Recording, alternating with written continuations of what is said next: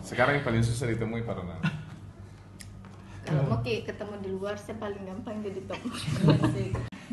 Pas kasih nyala TV, ganti TV. Tamu ke malam Tuh, sama chat dulu asik. Biasanya di channel apa? Yang biasa Saya net TV sekarang. itu paling banyak di ATV.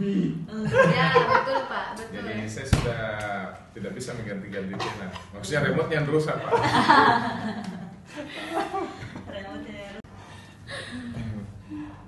Kalau tidak ada, kami dari Tribun Timur mengucapkan terima kasih kepada Santika dan Amaris dan grupnya yang sudah berkunjung ke kami di sini. Iya, santai betul. Sekarang kayaknya lebih kayak macam ada yang ambil yang tahun-tahun 90-an. Iya, banyak kan begitu banyak kan. Kita kemarin itu